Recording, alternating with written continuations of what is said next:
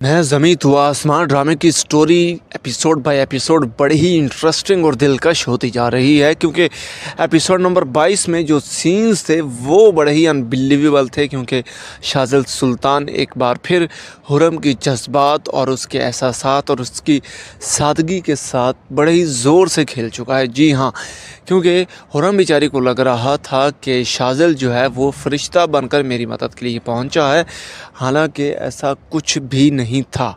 शाज़िल सुल्तान का वो सारे का सारा सीन्स, वो सारे का सारा प्लान था कि वो डाकू बनकर आए और उन्होंने फरहान बेचारे पर गोली बरसाई और उसे धमकियां देकर वहाँ से निकाला।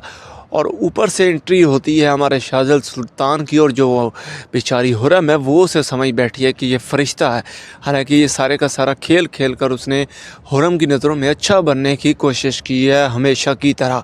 तो अब बात यह है कि जब अगले एपिसोड में क्या होगा, तो जनाब अगले एपिसोड में जो हुरम है वो फरहान के मुंह पर एक ज़ोरदार तमाचा यानी कि एक थप्पड़ मारेगी कि तुम मर्द कहलाने के लायक ही नहीं हो, तो मुझे उन गुंडों और उन दरिंदों के बीच में छोड़कर वहाँ से भाग निकले हो।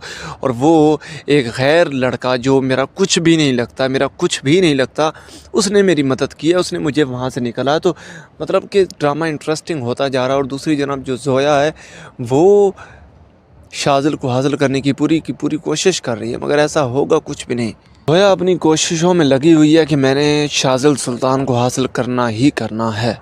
अपने पॉलिटिशियन बाप का गलत फ़ायदा उठा रही है, बात बात पर उसे नीचा दिखाने की कोशिश करती है। और शाज़िल सुल्तान एक फ़िरोज़ ख़ान है, शाज़िल इज़ अ ब्रांड, वो अपने आप को ब्रांड समझता है। और वो कहता है कि किसी भी सूरत में मैं ज़ोया की इन मन घड़त कहानियों में नहीं आऊँगा। तो मतलब इस ड्रामे को मुकम्मल यही इसी तस्वीर पर खींचा जा रहा है कि शाज़िल अब किसका होगा, हुरम और शाज़िल एक होंगे या नहीं।